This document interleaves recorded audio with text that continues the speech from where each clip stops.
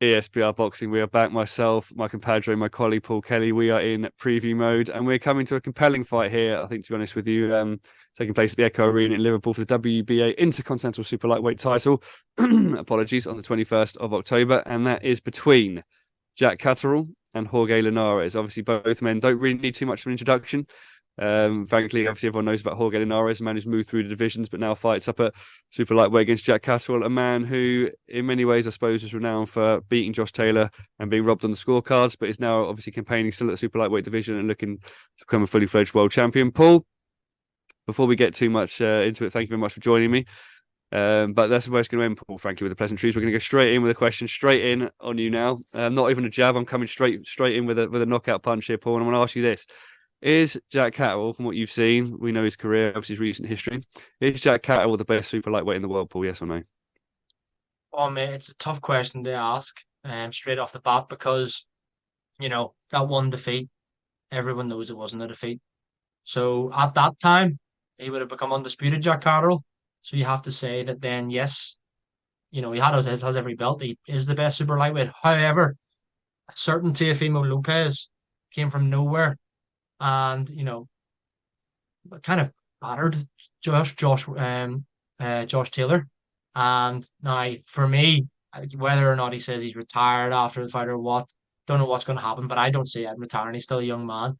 I think it's only fair to have Teofimo Lopez as the man now at super lightweight. To be perfectly honest with you, don't get me wrong, Jack Catterall, you've certainly got him in the top five because as you said, a lot of people did see him beating Josh Taylor, and he did. However, you look at that, he's got some good wins on there. Like O'Hara Davis is a decent enough win, and things like that. But I think just judging by the Taylor fight, you've got to have him up there in the top five, maybe top three. Obviously, some of the other belts now, isn't it? Rolly Romero has a belt, and and the likes of that. But I think that for me, you've got to have Teofimo Lopez as the number one in the division, just simply because of he was, I'd kind of written him off after his performance against Sandor Martin, and then he just didn't look like the same fighter after Cambosa's defeat and everything, and then he's moved up and put on a clinic against Jock Taylor. So I think it's only fair that you have Teofimo Lopez as a number one. What do you think, Elliot?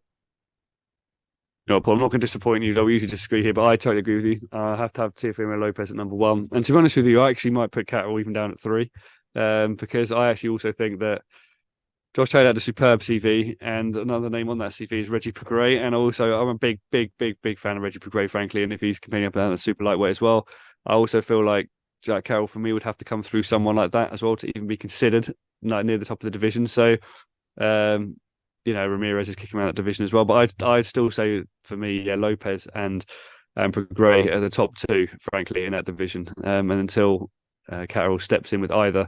I can't accept him as number one. But credible fighter should have on the night he beat Josh Taylor, arguably should have been number one. And in that respect, I'll keep saying it. People say you can't say it. The cards were what they were, but the cards were terrible. So undisputed champion Jack Catterall is now trying to reclaim that number one spot as far as I'm concerned in that division. But Paul, let's dip onto Jorge Linares. I mean, Linares is recent. He's lost his three most recent fights. Obviously, UD with Haney, not necessarily any sort of criticism. That was for the world lightweight title, WBC title. Then he obviously fought Abdaliev in Russia, got stopped in that fight in the last round, and then also lost his recent fight to a fighter that many people may not necessarily be too familiar with, Zora Hamzarian, and they might be even less familiar with him with the way I pronounce his name. Do you think? What do you think from Jorge Linares? Look, he's got a 47-8 record, 29 KOs, obviously at the end of his career, 38 years old. Do you think he's finished? Do you think he's washed, as boxing fans would say? Do you think his chin is there? Is his chin gone? Do you think he's got enough to even challenge Jack Catterall here? Where are you putting him, Paul? How are you reacting to Jorge Linares at this stage of his career, please? Oh man, that's horrible, horrible what you've done to me there, putting me on the spot like that. But man, Jorge Linares is unbelievable. Three-weight world champion, you know, as you said, 47 victories. He's had a 55 fights, 29 stoppages, big puncher as well. And just the way, remember he dropped Loma that time when they had that fight, obviously ended up losing, but had some really, really good wins, especially when he came over to the UK at first. And again, you're looking at the Kevin Mitchell and then the Crawler victories and so on and so forth, Luke Campbell. But Man, it's hard to say. He's 38 now. He's lost 4 of his last 8 fights. Yes, one of them was against Devin Haney and back to Lomachenko, but the wins haven't been at a really high level. And then his last two, particularly, you would have favoured Jorge Linares a few years ago to win those fights rather comfortably. So part of me thinks that he is past his best, definitely. I don't want to completely say he's washed and don't want to throw the retirement word out there like certain old McKendry, but man, he's definitely not what he was, put it that way. However, for Jack Catterall, he doesn't have that household name on the record really. So a win over Jorge Linares is is a household name even still at this stage. But yeah, and I suppose to answer the second part of the question, is he chinny? Probably is. He's lost 8 times and he's been stopped 6 of those times. So it's probably is a bit suspect around the whiskers. But yeah, I don't know whether Jack Catterall's a big enough puncher to stop him. I suppose we come on to predictions next. But yeah, mate, I think he's definitely past his best. But I'm not going to say he's completely washed it. It would still be a good victory for Jack Catterall.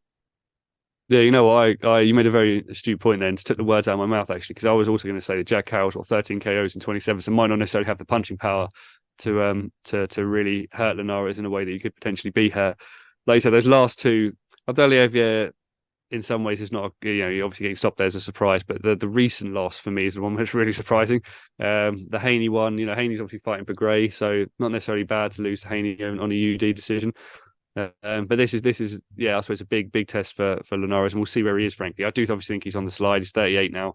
It's just a question of how much he's got left. But I do also think he can potentially pose Jack Catterall problems. It'll be interesting to see how Liverpool responds to Jorge Linares, how he deals with the crowd. Whether he can understand what's going on. We'll see. It remains to be seen. But Paul, you mentioned it there. It's prediction time. Where you going, Paul? Who wins? And I'm not going to sugarcoat it, Paul. Who wins and why and how and where? Yeah, mate, I think you got to edge Jack Catterall for me. You got to edge Elgato here, and the same stopping him. Oh, it's a really tricky one, because you look at that and you think, yeah, he's lost on points to Haney, but then since then he's been stopped by lower level fighters. But then is Jack Catterall a big enough puncher? Oh, mate, I don't know. Do you know what? I'm gonna say that this goes the distance.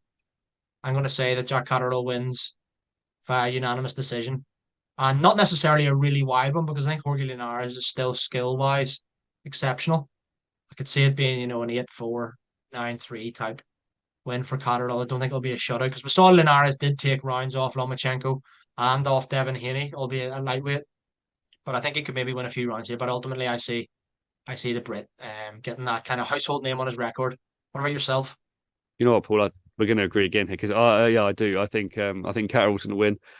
I think he has to win, Paul. I think if he loses this, he's got big problems, to be honest with you, when it comes to going forward. So I think he has to win. I also think it'll be points. I think it'll be quite a nervy fight in some ways. I can see it being a sort of 8-4 as well.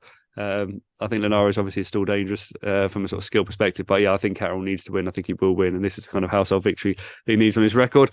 Guys, that is the end of this another preview prediction. Obviously, thank you very much, Paul, for joining me. Check out the channel. We've got other fights from this week. Obviously, Lowell, Chamberlain, Boatsi, Aziz. We've also covered. Check those out. Let us know in the comments of all three of those videos whether you agree with us, disagree with us. I suppose it's been to be a great weekend for boxing. Let us know obviously where you're viewing it, how you're viewing it, and then afterwards how you're scoring it. Paul, thank you very much. As I've said before, thank you very much for joining me. Guys, thank you very much for watching, and we'll be back. Check out the channel for obviously all the rest of the content as well. Thank you very much, and goodbye. Cheers, guys.